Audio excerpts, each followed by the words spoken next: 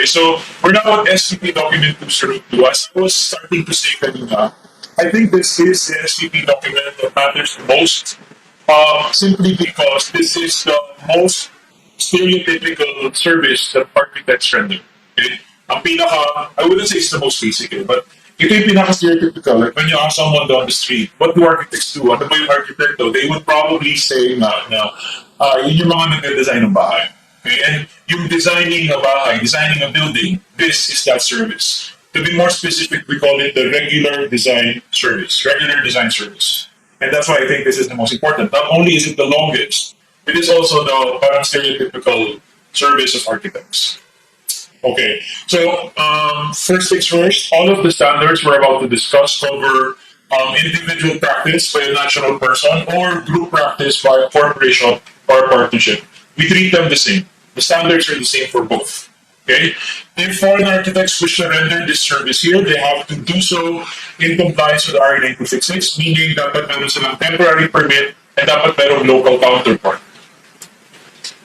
Okay, generally, BPO firms and KPO firms. Pag sinabing BPO, business process outsourcing. Pag KPO, knowledge process outsourcing. Generally speaking, they should not be able to render services unless they are architectural firms, meaning na meet nila yung 75% requirement. Oh, sorry, bumalik. Okay. All right, let's begin. So this is the regular design service. This is the service where you're hired to design something, a building for the client. In this service, you're primarily the advisor and the representative of the owner. Your job is to translate yung needs the owner, yung requirements the owner into spaces, into forms, into plans, into a building. Okay, and this service begins at the inception of the project. Now it begins from the beginning. But the more interesting thing is the end. It ends only when the project is completed and turned over to the owner. The design service, the regular design service, does not end when you finish the design. It ends when the building is finished and it's been turned over to the owner. That's when it ends. Okay, and you'll see that later when we talk about the 6 phases. So yeah, let's talk about that now, scope of services. The scope of this service, explaining what's involved, what's kasali and hindi kasali. It's best discussed in this framework. We have to tell you that the service is divided into 6 phases, 6 parts or 6 phases. The project definition phase, the schematic design phase, the design development phase, the contract document phase, bidding phase, and construction phase. Isa-isahin natin yan. Okay? In the old standards, 1979, kasi itong SPP documents was bago ito 2000 something, hindi ko alam kung 2006 or 2010. Pero in the old version of the standards, yung mga 1979, UAP document, etc., this service was only 4 phases now. No, it used to be four phases, but now it's 6. Why am I mentioning this? Because I sometimes still see old reviewers that were handed down from older schoolmates, hand-me-down reviewers. Sometimes nakikita ko 4 phases now of the regular design service.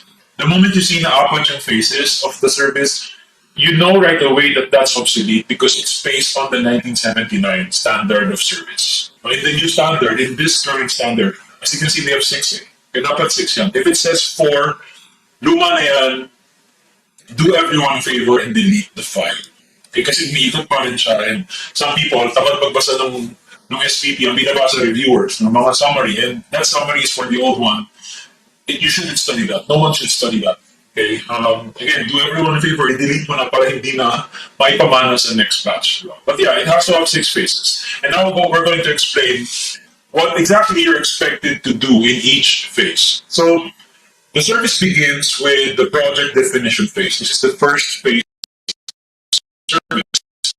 So from the name, project definition, we sort of already know what's going to happen here. Now, this phase is all about defining the project, defining the requirements of the owner. So in this phase, you are going to try to get the owner to define the requirements. Okay. In turn, i-inform mo si owner ano naman yung technical requirements ng mga requirement na sinasabi niya. Because the owner will tell you, gusto ko 2 stories, gusto ko ganito, gusto ko may pool. It's your job naman to explain, like, technically, what does that entail? No, what is it going to require, no, to to implement yung mga gusto ni owner. That's your job. And also, explanation of the fees. How much, di ba, mahal ba yung pool, mga ganyan. Including your professional fees. Although, ang comment ko kasi lagi dito, by the time you get to the project definition phase, the professional fee should have been explained already. Kasi may kontratak na dapat by now, diba? So, I just find that a bit strange. But anyway, that's a minor comment. So, to be more specific, what are you expected to produce? What's your expected output? So, you're expected to consult with the owner to ascertain, to understand ano yung kanyang requirements, and to create out the conceptual framework and requirements, ang bottom line, requirements. Okay, requirements. You gather all relevant data to define the requirements for the project because in this phase, you're just trying to understand ano ba exactly yung ipinapadesign sa'yo ng kliyente. That's the goal of this phase. You review and refine the requirements, you translate them into a program, and then at the end of it, dapat meron kang initial construction cost estimate. No, we call it the SPP, Statement of Probable Project Construction Cost. Pero initial version, and not first version of the estimate. Like you're telling the owner, I estimate that this house would cost 7 million. Okay, that's your first version of the estimate. So at the end of this phase, you would have defined the project. Dapat you already understand well ano yung ina-expect ni owner, ano yung gusto niyang ipa-design sa'yo para pwede mo na simulang i-design. Kasi you understand na ano yung i-design.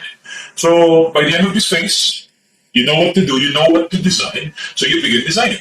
That's the next phase. This is where you begin the design, the schematic design phase. So this phase it consists of the preparation of schematic design studies based on the project definition phase. Ang goal is to produce conceptual plans or schematic plans. Okay, I'm highlighting that word, conceptual, because when you see the word conceptual, you should know right away that's the schematic design phase. Ito sa phase na yung lumabas. In terms of conceptual plans. Okay, so more specific breakdown of your duties and responsibilities. So here in this phase, you evaluate the program of the owner, you evaluate the schedule, the budget, the site, you propose how to deliver the design, the project. You prepare initial line drawings that represent your design study. Take note, hindi pa to actual floor plans. These are just initial line drawings representing design studies. And then you update your estimates. Now you submit an updated statement of the probable project construction cost, SPPCC, essentially estimate. Okay. Okay, so at the end of it, at the end of the schematic design phase, you would have a scheme already. No, you have a approved scheme. Ideally, nagkapirmahan kayo, no, like kung ano yung scheme na napili niya, pirma siya, para alam mo na, yun yung gagamitin mo in the next phase. Ano ba yung next phase? The next phase kasi is the design development phase. This is the phase where you fully develop your scheme, your design. You fully flesh out mo na siya. So using the approved scheme from the previous phase, approved conceptual plans, you're not going to produce the design development documents. Pag sinabing DD or design development documents, we're talking about floor plans, elevations, sections, and other drawings, perspectives, ganyan. This is also the first phase where you're expected to produce specifications, but the version of specs you're producing here, outline specs pa lang, hindi pa siya technical specs. Pag sinabing outline specs, usually, ano lang yan eh. Well, in my experience, usually parang tabulation siya of the finishes, ano yung mga, ini-imagine yung finishes, sometimes conting specs din ng structure, like would this be a steel column, would this be a concrete column, things like that. No? Pero hindi pa siya yung three-part spec na makapal, hindi pa yun, later pa yun. Your DD plans are expected to have a diagram now of the construction system. So dapat medyo may indications naman, realistic indications na yun dapat ng columns and in your sections, beams, mga ganyan. Realistic yung mga headroom because of the beams. Realistic dapat yung, it's a plan basically. And also, of course, update mo yung estimates, yung SPPCs. Okay? So, at the end of the design development phase, our expectation is the design would be fully developed na, no? Parang fully realized na dapat yung vision mo. On board na si client, nagkapirmahan kayo dapat ng DD plans para alam natin lahat anong design yung napili. And ito na yung fully developed design. Okay? Ano pang remaining?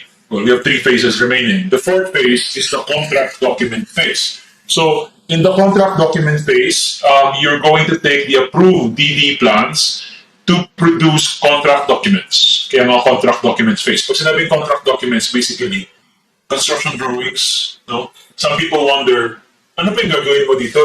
plans and elevations na pala yung laman ng DD plans. Ano pa gagawin mo sa CD? Construction drawings to. Hindi to DD plans lang na floor plan. Ito sobrang detailed, sobrang maraming dimensions and tags dapat. It's so detailed, it's detailed enough that you can hand it to a contractor and the contractor can build it. It has to be that detailed. Okay? So, yun yung contract document phase. Okay? You're expected to produce specs, design detailed specs to technical specifications. Okay? Ito na yung makapal na specs na three-part specifications. And also, at the end of it, your output is 7 sets of the contract documents. No? 7 sets ng lahat ng construction drawings, technical specs, lahat ng mga yan for the purposes of obtaining a building permit. In the old standard, kung may next-step sa inyo na 5 sets lang, mali yun, that's the old standard. 7 sets na tayo. Okay? Other duties during the contract document phase, i-update mo yung estimates. You'll notice that yung updating ng estimates, it happens at the end of each design phase. Kasi parang the idea is, as the design becomes clearer, as you finalize the design, as you refine the design, the estimate should also become clearer and more refined. That's why you have to update it. Kasi there's a chance may konting galaw pa to eh. Yung design medyo nag-adjust pa in this phase. So you have to update din yung estimate. And part din ng phase na to, helping the owner get permits. I'm just simplifying this one. Basically, assisting the owner in obtaining permits from the government. Okay, the next phase. So you have now your contract documents. I just said contract documents are parang good enough to build, right? Detailed enough na pwede nang ipatayo. So the next thing is looking for someone to do that, looking for someone to build it. And that's why bidding and nego yung next phase. This is the phase where the client is now looking for a contractor. Okay, kasama mo ba sa service mo? Again, yes. This is the 5th phase of your service. What would you need to do during this phase? Bakit kasama ka pa dyan? Marami kang gagawin actually. Primarily, ikaw ang gagawa ng bid docs. Okay, for bidding, ikaw ang gagawa ng bid documents like we'll start with the basic invitation to bid, instructions to bidders, forms for contract letting, mga format, etc. Format ng bidders' proposals or yung format ng bid, general conditions, mga ganyan. Ikaw gagawa ng lahat. Okay? Tutulungan mo rin daw si owner to establish a list of bidders. Baka wala siyang masyadong kilala. So it's your job to help. For competitive bids, typically bidding is competitive. So parang kanyari, meron 5 contractors bidding for the same project. It's your duty to provide the bid documents to all of them. No? Complete sets, as many as needed for the bidding. Pero take note, 7 sets lang yung kasama sa service mo. Anything beyond the first 7 that you give to the client, kunyari, bibigyan ka ng 7 and suppose 5 doon ginamit for the permit. Tapos may 2 extra sets pero kailangan pa ng 4 na sets. Okay, para lang makompleto yung bid docs for the bidders. Then yung anything beyond those first 7, so meaning yung extra 4, dapat may additional bayad. Okay, anyway, but it's your job. Ikaw ang mag-provide ng bid docs, ikaw ang mag-conduct ng pre-bid conferences with the bidders, all of the meetings, ikaw ang sasagot ng tanong ng bidders. This is your job during bidding. You assist the owner in getting the bids, you assist the owner in analyzing the bids, gagawa ka ng abstract of bid, evaluation, magre-recommend ka. By default, trabaho mo to. Okay, ang presumption dito is walang construction manager to do this. No? Normally kasi pag nagkaroon ng construction manager in the picture, some of the things here would actually be the job now of the CM. Pero wala namang guarantee na may CM eh. Supposing walang CM, by default, according to our standards, this is the architect of records job. Paggawa ng notice of award, notice to proceed, etc. Paano kung nego? Like, pag sinabing nego, hindi na nagpabid. Like, may kilala siyang contractor, si owner, kanyari, pinsan niya, kinuha ng contractor yun. Kinuha ng contractor. Bigagawin po ba si architect?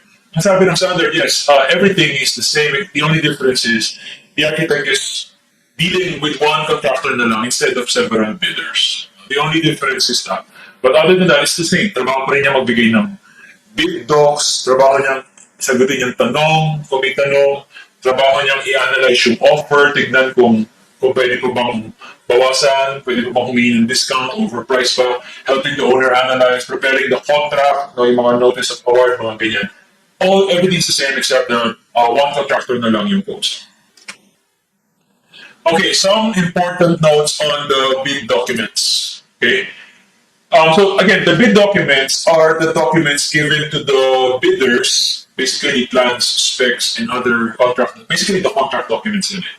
We call them bid documents kasi they're issued to bidders. Okay, bakit binibigay sa bidders yung plans and specs and other, documents? Kasi the bidders have to submit a price. And to submit a price, they need to understand exactly ano ba yung ipapatayo, that's why plans and specs. And generally, ano bang setup ng project? That's why you have the general conditions and all of those other, documents. Pero ibibigay yan ni architect, no? Si architect ang mag-produce ng bid docs. Pero some notes of the bid documents. The bid documents are only being loaned to the bidders daw. Hindi yan binibenta. Parang pinapahiram lang sa kanila. They're being loaned to the bidders. The bidders have to pay an amount, yes. But this is just an amount sufficient to cover the cost of preparation, reproduction, and printing, and delivery of the documents. The money that the bidders are paying, because they have to pay for the bid docs, hindi yan libre. They have to pay for it. But we're just clarifying, the money is because they're borrowing it. Okay, we're not selling the plans to them, we're only lending it to them. If they ask, so we're only borrowing the plans lang, why do we have to pay for it? Because it costs money to reproduce the plants. And it's as bidders, sa kanila dapat yung cost na yun. Kasi yung kawawa naman si architect ko sa kanya pa yung cost ng reproduction. Diba? So, they're paying for reproduction, but they're not buying the plants. And that's why, nakalagay dito, the plants are the intellectual property of the architect and they must be returned after the bid. Hiram lang yun, kailangan siya ibalik. Okay? Neither the owner nor the bidders are allowed to use the bid documents for any other purpose other than what's agreed between the owner and the architect. Ibabalik dapat yung plans. Bakit? Again, because hindi presyong bili yung presyong binabayaran nila. Presyong pampa-blueprint lang yun dapat. Okay? If they're asking, so, ba't kami nagbayad kung hindi naman pala namin magiging pagmamayari yung plano? If we're not going to own the plans, why did you make us pay? We made them pay because of the privilege of using the plans and also to be able to reproduce the plans. But if they want to buy the design, obviously it's going to cost much more than that. Okay? If they ask, how much ba para ma-retain yung plan? Bayaran nila same ng binabayaran yun. I mean, it costs much more. No? The design fee is much more than the cost of bid plans. Okay? Ang unfair naman na parang at the cost of blueprints, nakuha nila yung buong design. Diba? Samantala si owner, magkano ibabayad sa'yo to get that design, to be able to use the design. So obviously, it's just lent to them. In real life, I'm sure many of you will react. In real life, sir, parang wala namang ganyan. Wala pa akong nakitang bidding, sir, na binalik sa leadership plans. Ako rin. Kaya ako rin. Wala pa akong nakitang ganun. Laging hindi yan kinukuha. In my experience, at least. But if we're just talking about the exam, don't mind that. Kaya huwag mo nang isipin na sa office namin, ganito, sa experience namin, ganyan. Ang nakalagay sa standards is dapat ibalik. Pag tinanong ko sa exam, just say, yes, ibabalik siya. Okay? Huwag mo nang problemahin kung binabalik pa talaga sa inyo or not. Sa totoong buhay. Pero sa totoong buhay dapat. It's just that, I'm just speaking from experience. No? Typical kalakaran is hindi na siya nababalik. Pero dapat ibalik yun. Anyway, so yun yung bidding phase. The last phase is the construction phase. So may contractor na, pinapatayo na yung building. Ano pang ginagawa mo? Di ba hinag ka for design? Ba't nandiyan ka pa sa construction? No? Why do you have to stay? Because you still have things to do. Okay? What things? Number one, ikaw ang mag-design kapag merong issues between the owner and the contractor about the execution of the work or the interpretation of the drawings. Hindi sila magkasundo how to interpret the drawing. It's your job to decide ano yung tamang interpretation. Hindi sila magkasundo, tama ba yung pagkakagawa ng contractor naman? It's your call to make. That's your job. By default, it's also your job to prepare change orders, to check yung mga bond, yung mga guarantee, mga payment bond, performance bond, etc. It's also your job.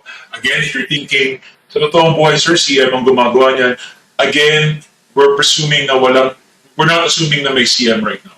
Okay, without the CM, and besides, nasa standards na yun. Basta ang default sa standards natin is trabaho to ng architect. Okay? To prepare ng change orders. Probably the most important job is this, the periodic site visits. You might know about this already.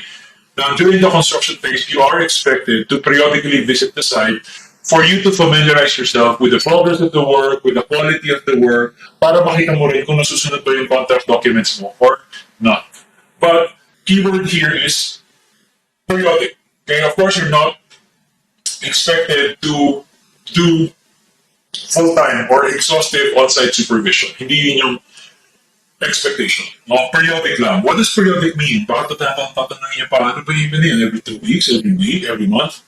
Walang standard on that. Periodic means from time to time. Periodic means as needed. It's kind of your decision. It's kind of parang your judgment call mo na yan.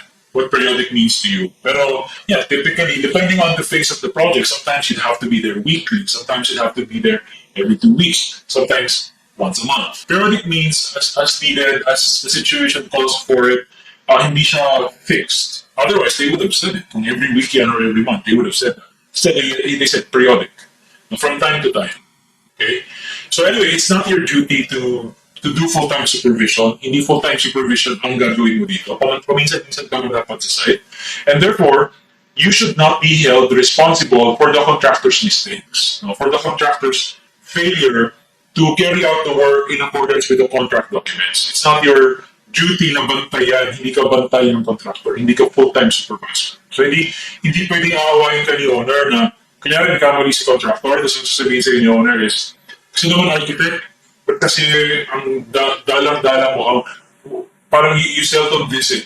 Okay, you seldom visit if once a week ka lang kasi dito, if you would visit more often, kung araw-araw ka sana, sana nakita mo yan agad.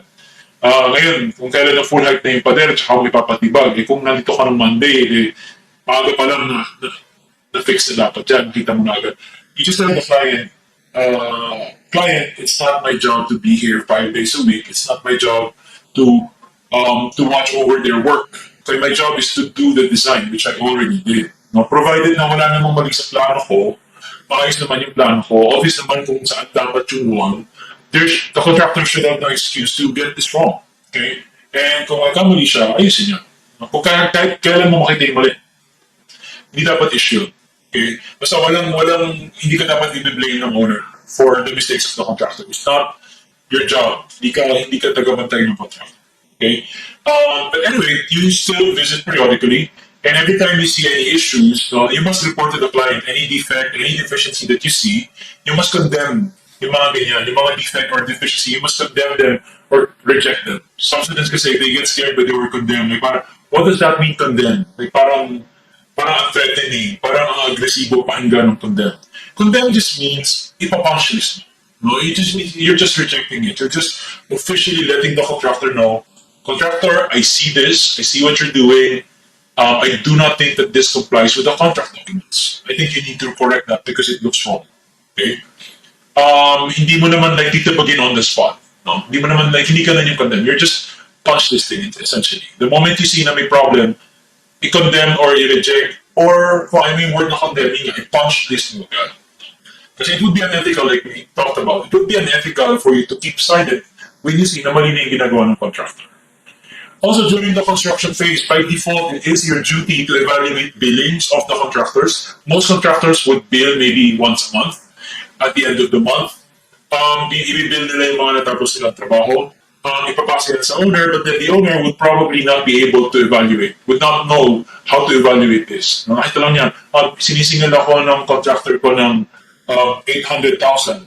Kaya sabi niya, yung mga natapos this month, worth 800K daw yun. The owner wouldn't really know how to check kung tama ba yung 800K or not. Papasa sa yung billing. Architect, here's the billing. The contractor's claiming 800K for this month. Please let me know if this is correct or not. If it is, I'll pay 800.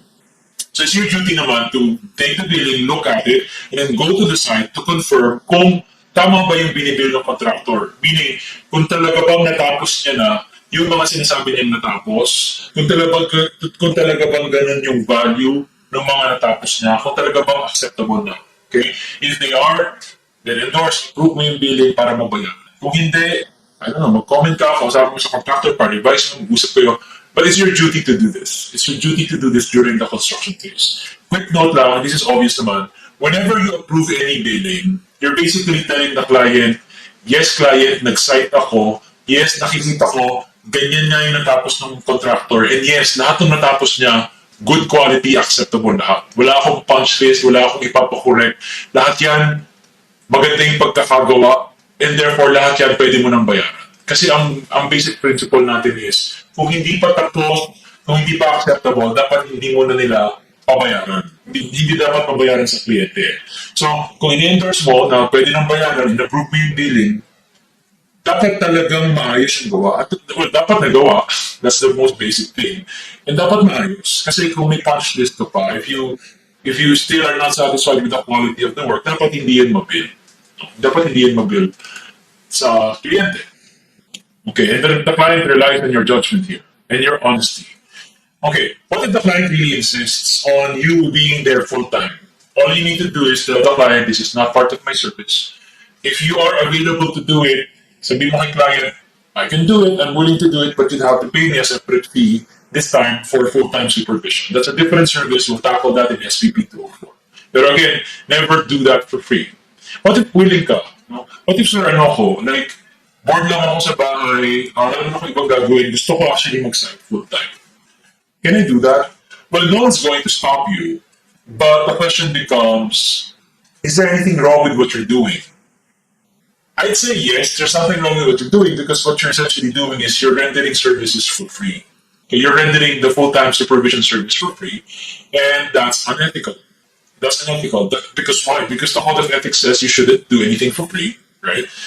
And speaking of doing things for free or undercharging, I forgot to talk about this earlier, but I have to reiterate lang a quick point about undercharging and working for free. Because some people, sometimes they don't see what the big deal is kasi inisip nila, paano kung willing naman nga ako? Like, kunyari, for my own personal growth, gusto kong mag-site full-time. Okay? Kasi gusto kong maging gamay ko yung construction, ganyan, blah, blah. First of all, you're probably not qualified to do it, to be full-time supervisor. Kasi dapat magaling ka sa construction to be full-time supervisor. Pero if you're thinking, well, I'm just doing it for free, wala namang mawawala. As long as you're not doing full-time supervision, it's probably fine. Pero ang problem is, if you're doing full-time supervision and you're not charging for it, kanyari magaling ka, alam mo kung paano gawin yung trabaho, you're qualified, and you're going to do it for free. Since willing ka naman. Apart from the fact na explicitly pinagbabawal yung working for free sa code of ethics, it's also clearly unethical kasi you're devaluing the service. Okay? You're teaching people na this service can be obtained for free. You're teaching people to think na yung full-time supervision is part of the regular design service. Or hindi dapat, no need to pay for full-time supervision. Mali na bagay lang yung full-time supervision. Okay? At the same time, you're also making it harder for those na full-time supervision. You might make it harder for them to charge for their service. Because why? Because you devalue the service by giving it away for free. Okay? So if you're thinking na, kasi ang mindset na iba, ako lang naman yung dehado eh. Ba't ba ako pakikialaman ng iba? Ako lang naman yung kawawa. Ako naman yung, sino bang naagabyado? Ako naman. Sino bang na-exploit? Ako naman. So ba't pa nila ako pakikialaman? Well, because hindi lang ikaw yung na-agrabyado na. That's what we're saying. Hindi lang ikaw yung na-exploit. You are affecting everyone else in the profession. You're devaluing the service. You're the reason why people won't pay the right price because you keep undercharging. You're the reason why people think that architectural services only cost that much because you only charge that much. You're the reason why hindi makasingil na tama yung iba because there are people like you who charge low. Okay? So, before you think na ako lang naman yung kawawa, wag na lang akong pakialaman. I'm telling you, hindi lang ikaw. That's why pinapakialaman ka ng iba. That's why people don't like you. It's because what you're doing affects them. Because clearly, if it only affects you, then why would we care? Diba? No one's going to care. If it sounds like I'm ranting, I'm not really ranting. And if you're thinking, sobrang unnecessary, sobrang strict about fees and like that, well, I'm neutral about it.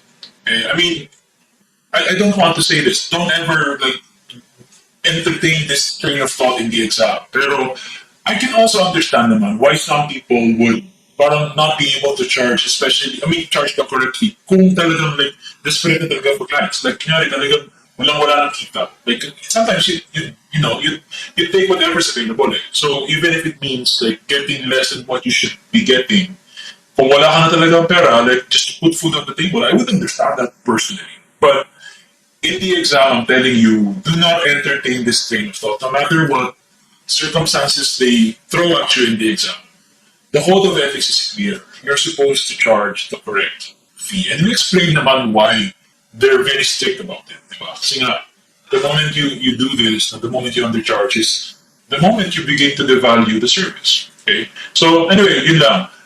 So bottom line, kung talagang kailangan niya na full-time supervise ka, tell them it's a different service, so you don't have to pay me a different fee for this. Okay? So yun. Manner providing the regular design service, there are two options. No? Meron ng term for this, dun sa compensation guidelines from 2018. Option 1 is yung DAEDS na tinatawag, Detailed Architectural and Engineering Design Services. Ito yung may isang kontrata lang between the architect and the owner, and sub-consultancy contracts between the architect and the engineers. Ito yung si client, ayaw ng maraming kausap, ayaw ng maraming kontrata. So, kinuha ka niya as architect, sabi niya sa'yo, architect, I'll pay you. Just tell me how much ikaw nung kumuha ng engineers. Ayoko nung humanap ng engineers ko. Just get me the best. Assemble your team. And then tell me how much bayaran kita. Tayo na lang mag-usap. Bahala na kayo mag-usap ng mga engineer. That's option 1.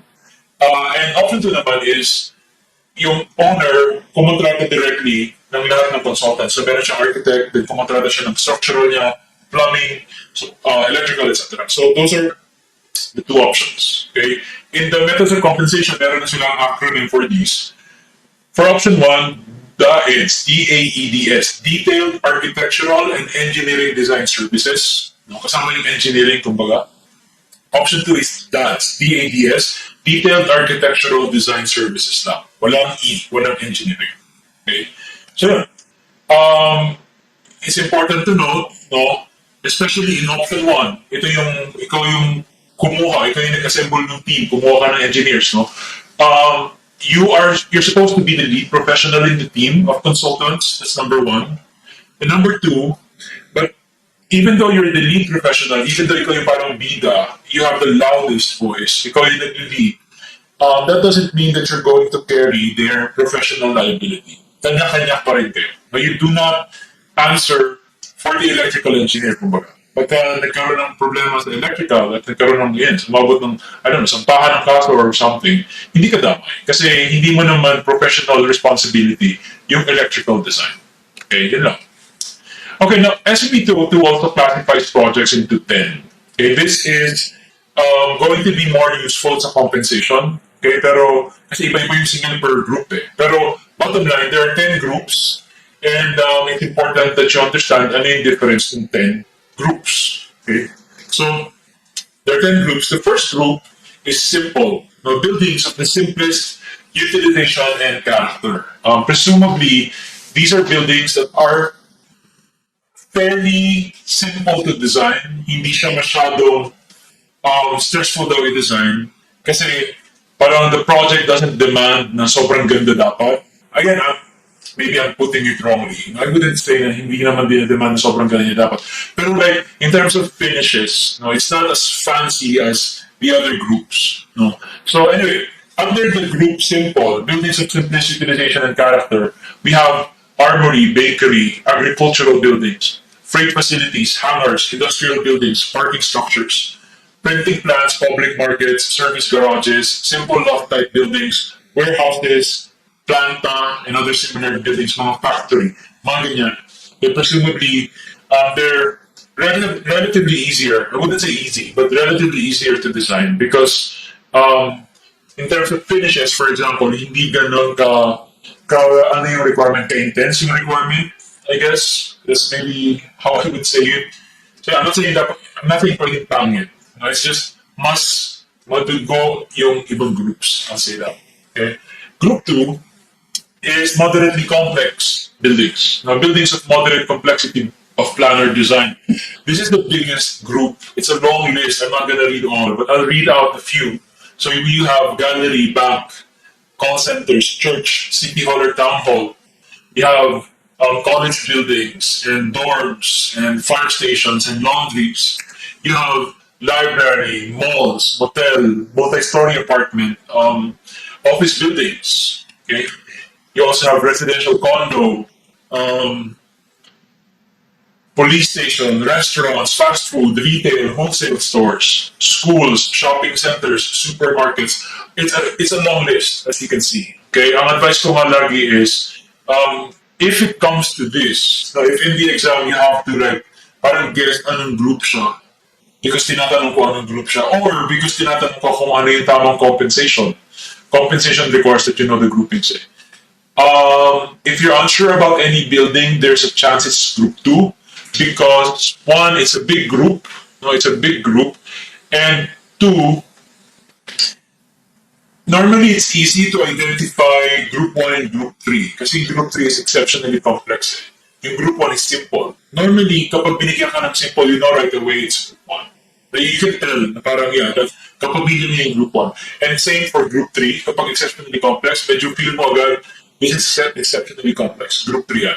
So, if you're given a building na parang hindi mo agad maklasify kung 1, 2, or 3 ba, my advice is choose 2. It's a big group, so there's a chance it's there. And second, the fact that you cannot classify it no, as either 1 or 3 probably means it's somewhere in the middle. Probably means it's in 2.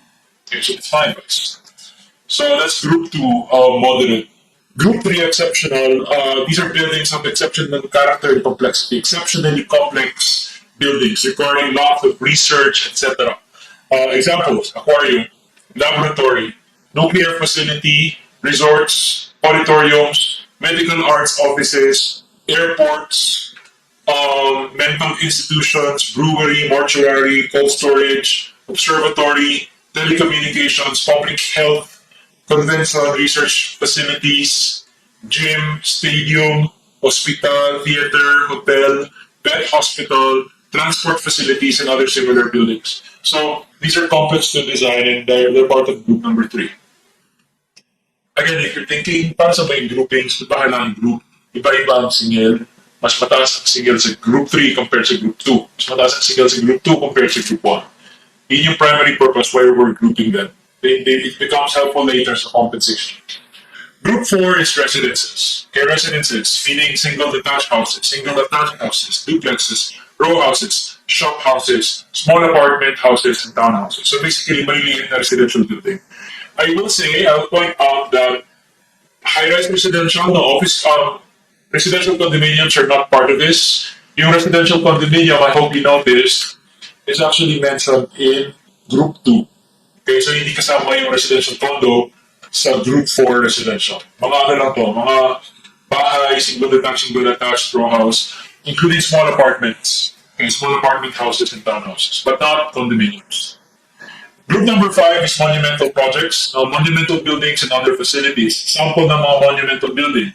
Exposition building, fair buildings, decorative buildings, mausoleum, memorial, monuments, museums, and other similar buildings. Again, mas mataas lalo yung single dyan.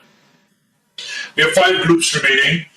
Group number 6 is repetitive construction. Ito yung mga project where you do the design once, but it's implemented many times. Isang design, multiple times itatayo.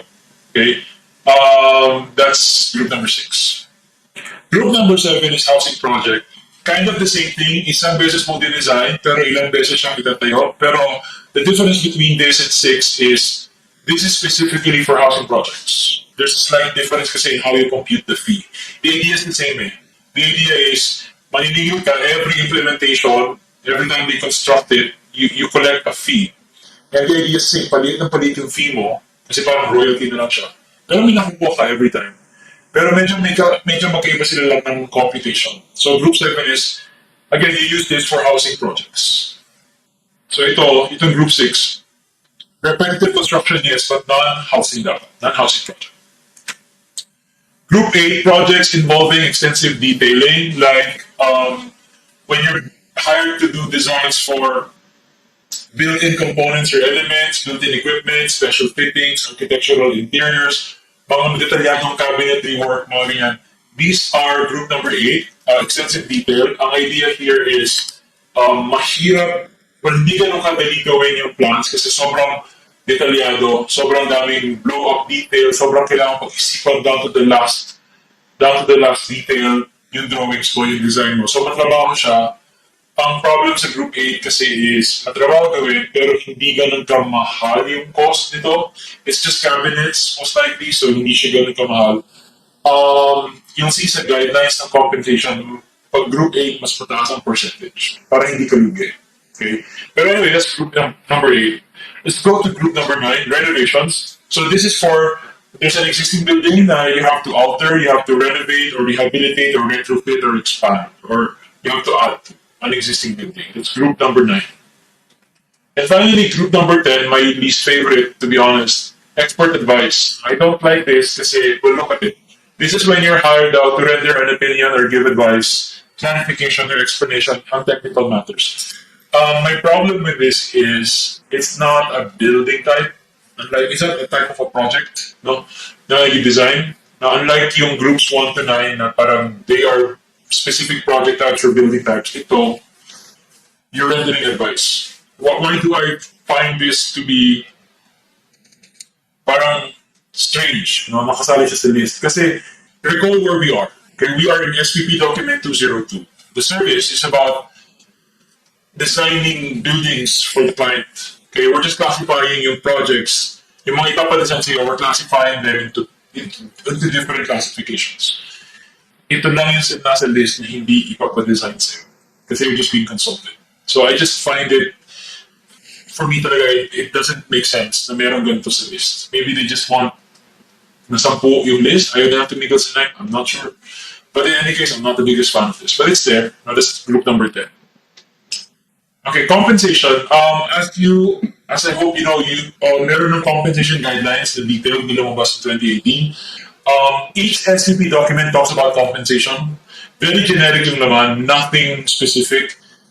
If I were you, I would skip your compensation parts and I'll just read your compensation guidelines na nilabas in 2018.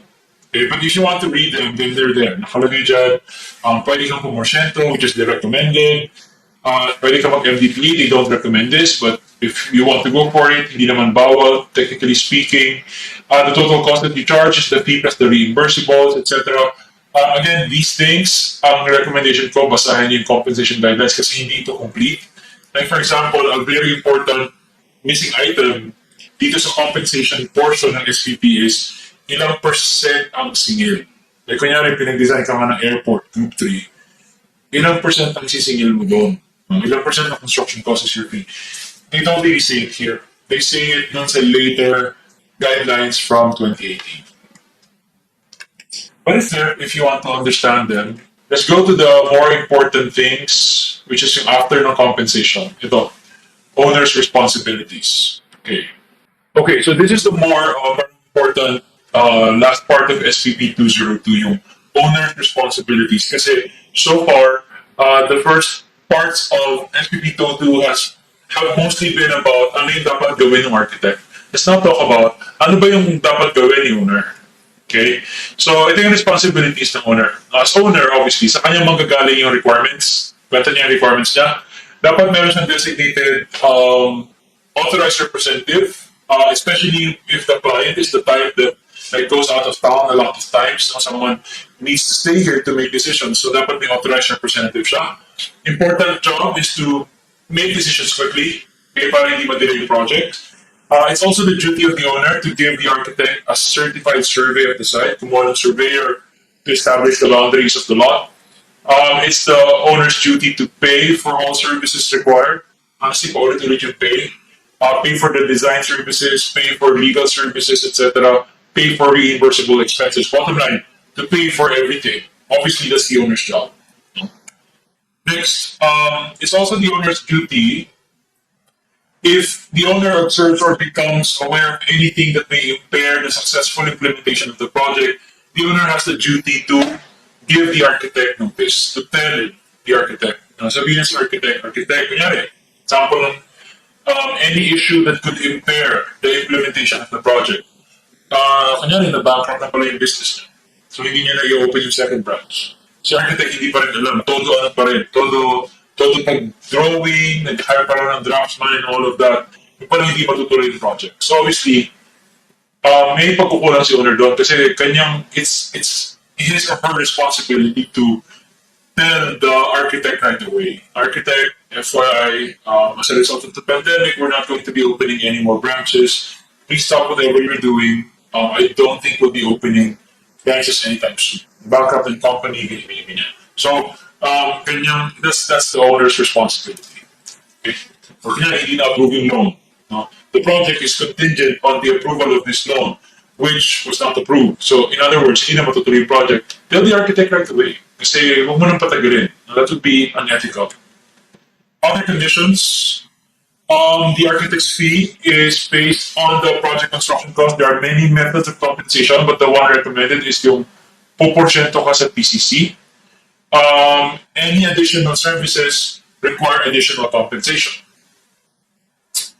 Other things, other services may be needed to complete the project, such as services to acoustic engineers, illumination specialists, mural painters, sculptors, etc. This may be needed for some projects. All we're saying is, if they're needed, they will be recommended by the architect for the approval of the owner. And these are to be paid for separately by the owner. In fact, the architect should collect an additional coordination fee. So, bottom line is, hindi yan dapat i-charge sa fee ng architect. Baka mamaya merong owner na hindi naiintindihan niya, na inisip ng owner. Yung mural ko sa lobby, dapat si architect gumawa nun eh. Pero since hindi niya kaya, kumuha kami ng artist, gagawin ko na lang, i-charge ko sa kanya. Kasi dapat, kung magaling siya mag-paint, dapat wala na akong artist na pupukanin. That's wrong. Kaya hindi naman trabaho, hindi part ng service natin yung mural niya. Actually, all of this. Okay? So, ang point is, kung kukuha man tayo ng specialist contractor or consultant for these things, dapat separate payment. Okay, separate payment. Hindi i-charge kay architect. If anything, dapat nga, dagdagan pa yung bayad kay architect. Ang tawag daw is coordination fee. Okay. Next. Paano kapag si client nanghihingi ng scale model or nanghihingi ng 3D model or walkthrough? Sa standards natin, these are not included. Kung kailangan ni owner, kailangan niya bayaran separately. Okay, we're not talking about the perspective, but we're talking about scale models and 3D walkthrough, 3D models. Separate, by default separate separate payment. Okay, unless na pag-usapan niyo from the start na kasama. Okay, per diem. Per diem is parang per day allowance. Per diem plus traveling and living expenses shall be charged to the owner whenever the architect or his representative must perform services more than 100 kilometers away from his established office as it appears in the architect's letterhead. So, yan yung requirement. Kapag ganyan kalayo yung pupuntahan mo, I'll cross-check this against yung methods of compensation. Di ko alam kung binago nila yung 250. Pero, right now, let's just stick to 100. If you have to work more than 100 kilometers away from your office, bukod sa normal fee mo, there must be a per diem or a per day parang allowance. Okay? And ito na sabi natin, if the owner desires additional sets of documents, contract documents, pwede naman, pero additional payment, of course. Paano kung may change orders si owner? Meron siya mga pinagbago, like, natapos na yung design, nagkasundo na, so ginawa na yung CD plans, nagbibidding na, but the owner then realizes, architect, you know what? I realized your second version was better. We should have gone with that. I'm sorry I made you do a third version, but I just realized now the second version is better. Can we go back to it? This will probably involve additional time. Ipaparedraw yung architect yung plano sa kanyang tao or baka siya mismo yung mag-redraw. Dapat may additional fee. Okay.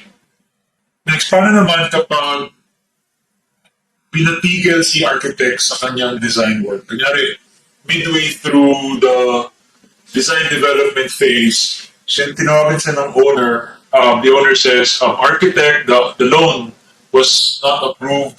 We don't have money to build this, so I guess the project is cancelled now. Please stop whatever you're doing.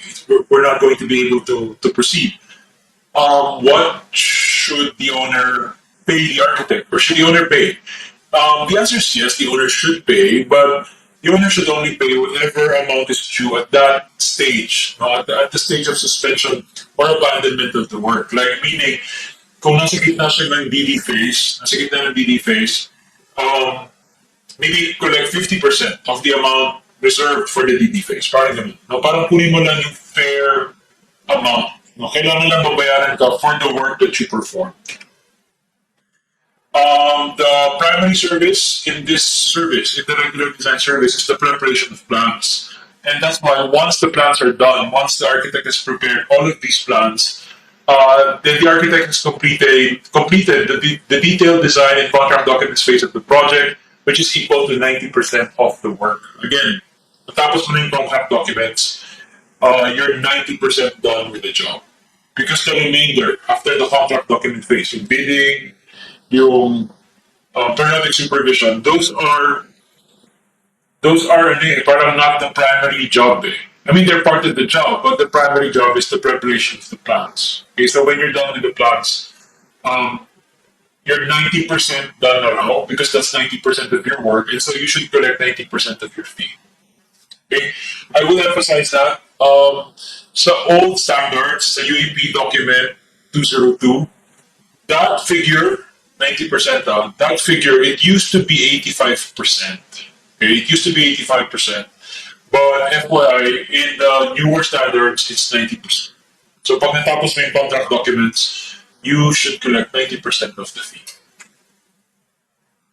And therefore, kung natapos mo yung contract documents pero hindi natuloy yung project, you should still collect 90% of the fee because you completed the contract documents. And that's 90% of your job. Okay, so if the client tells you, kunyari nga, hindi natuloy yung construction kasi hindi na approving loan, pero natapos mo yung contract documents, you collect 90% to your client. The client, what if the client calls you and tells you, architect, I understand that I need to pay you money for this kasi you did do a lot of work already.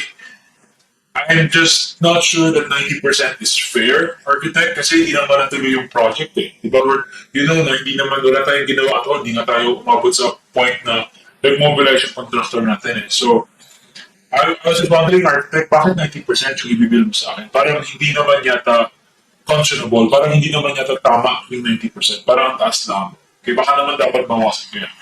Again, the explanation, bakit 90 is, because our primary duty is design. And honestly, you've done the design part already.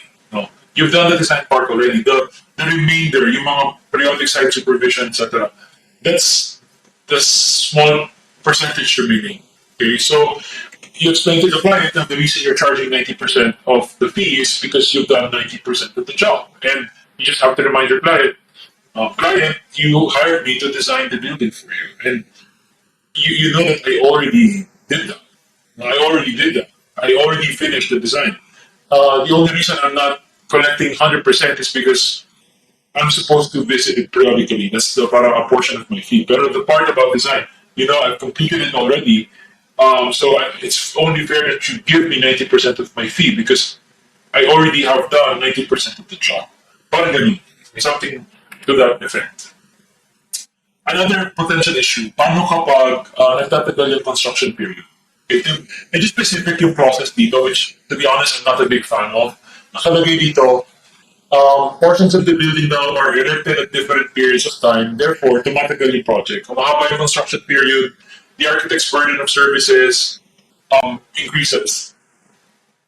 Ang sinasabi dito, dapat i-adjust proportionately in charges pertaining to the construction phase service. Kanyari, yung construction period, nabibigyan ng 50%, then dapat yung fee ng architect pertaining to the construction phase, nagbigan din ng, di ko alam kung sinabi ko, 50%, about 50%, ilan man. I-adjust proportionately. That's what we're requesting. Okay? When the suspension of the construction exceeds a period of 6 months, the fee for the remaining works must be doubled. So, kapag more than 6 months yung suspension, dapat yung remaining works, yung fee for the remaining works, which is full-time supervision dapat doblehin. Dapat doblehin na lang. Again, kasi kawawa si architect, medyo lugi siya yung sa weekly site visits niya. Na parang, hindi naman niya in-expect na aabutin ng ganyang katagal. Kasi ang usapan, dapat in less than a year tapos yung construction. Pero ito, mag 3 years na, hindi pa tapos. So parang ganun. Kawawa din naman siya. That's why may clauses on how to parang increase yung fee for construction, periodic site supervision. Okay. Again, if the owner wishes to hire specialist consultants, pwede naman, pero separate payment, hindi yan charge to the architect. Should the owner require the architect to design movable or fixed pieces of cabinets and other architectural elements, architectural interior elements, STP components, urban design elements, again, babayaran ng additional kasi hindi naman to part ng regular design service. Now, we're about to look at SPP 203 after this, but most of these things are part of SPP 203, so separate payment dapat yun. Okay, full-time supervision. Upon recommendation of the architect and with the approval of the owner, full-time construction supervisors are deemed, as would be deemed necessary, are engaged and paid for by the owner. Okay? So si owner ang magka-hire, magbabayad, pero si architect ang magre-recommend and magpapa-approve. Okay? Kung walang CM, then the full-time supervisor shall be under the technical control of the architect and shall make periodic reports to the owner. Okay, estimates in the regular design service, dapat may disclaimer yung estimates na hindi yan pangako. No, we're not guaranteeing the estimate. It can only attain a certain degree of accuracy. And since we have no real control over the cost of labor and materials, there should be no professional responsibility for the estimates. Okay, wala tayong gina-guarantee na estimate. We're not saying na hindi siya lalagpas. It's just an estimate. Okay, taxes and services. The fee that we quote is a net amount, meaning after taxes. When you write in your proposal, fee of 300,000, yung 300K na yan is dapat, what do you call this? Dapat after the taxes have been deducted, dapat 300K yung matira. Dapat yung 3K malinis na makukuha mo from the client. Hindi pwedeng may 3K pero binawasan pa ng VAT, binawasan pa ng ganitong tax and that tax. Lahat taxes na yun dapat deducted na and dapat 3K yung matira. Okay? Ownership of documents, I won't read it. It's the same section 33. Again, ito yung part ng Architecture Act saying we own the documents we produce and they cannot be reproduced without agreement or permission from the architect. Okay, cost records. This one naman is about kapag nag-regular design service ka kasi, the most likely compensation method that you'll use is percentage of project construction cost. So your fee is a percentage of the construction cost. For you to be able to monitor how much your fee needs to be, dapat nakikita mo yung running construction cost. And doon naman papasok yung cost records. Nakalagay dito, the owner must be transparent about cost records. The owner must furnish the architect a copy of the records of expenses. Upon completion, the owner will furnish the architect a copy of the summary of all labor and services and materials and equipment used for the construction. The ideal being, dapat may means si architect to confirm kung tama ba yung nakukuha niyang fee or not. Kasi obviously, kailangan transparency owner about the construction cost because the fee of the architect depends on the cost. Okay? So, yun.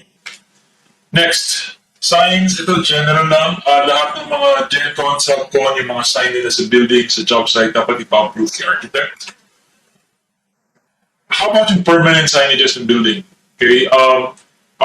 After completion of the project, the owner or his building lessee must consult the architect for the design and size of billboards, letterings, etc. that will be placed on the exterior or the public areas. So hindi naman like final call the architect, but the architect must be consulted.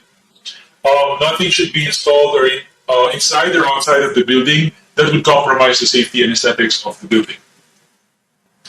Okay, just to quickly reiterate, when we say project construction cost, we mean the cost of the building. Okay, ang short version ko nito is cost of labor and materials. Now, cost of labor and materials yung PCC, MEP of systems, elements attached to the building, all of those things kasama sa PCC. Actually, PCC is easier not to understand kapag pinag-usapan yung PBC. Pero nakalagay dito, the construction cost of other items planned and designed by the architect like the AI and site development plan elements are also part of the PCC. Pero yeah, ang bottom line for me, PCC is labor and materials, cost of labor and materials. Hindi kasama sa PCC yung cost ng lot, hindi kasama yung cost ng consultants, hindi kasama yung iba pang similar costs like that. So, yeah. The cost of materials used and the labor for their installation are part of the PCC. If these items are furnished by the owner below the market cost, dapat i-compute pa rin sila on the basis of the current market cost. Ang ibig lang sabihin nun is, um, kung kunyari may discounts na nakukuha si client from the suppliers kasi dami niyang kaibigan. So, mura nakukuha yung tile, yung gero, yung CHP. In other words, bababa yung PCC kasi daming discounts eh. Ang problem kasi with that naman is, the architect's fee depends on the PCC. It's a percentage of the PCC. So, pag lumiliit yung PCC, lumiliit yung, um, yung fee ni architect. Kaya lumiliit yung fee ni architect.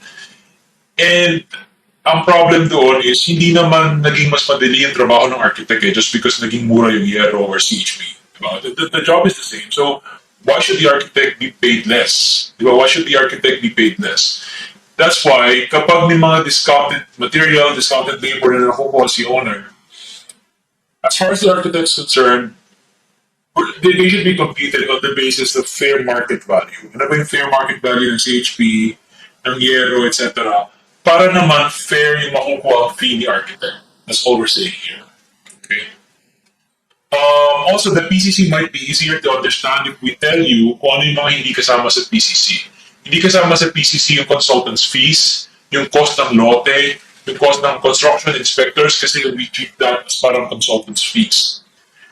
If you want to include those things, no, lahat ng gastos, including magkano yung lote, magkano yung permits, magkano yung professional fees, then you can do that, combine everything. The amount, though, is called the project development cost. Now, again, it includes the cost of the construction, PCC plus professional fees, permits, clearances, utilities, cost of acquiring the site, cost of money, inflation, all of that. So yung PDC is parang magkano suma total, magkano yung nagastos ng kliyente. That's the PDC. Why do we have to make this distinction? Kasi pumuporsyento tayo sa construction cost, sa project cost, doon tayo sa PCC pumuporsyento, hindi sa PDC. Again, doon tayo sa PCC. Our fee is a percentage of the PCC and not the PDC.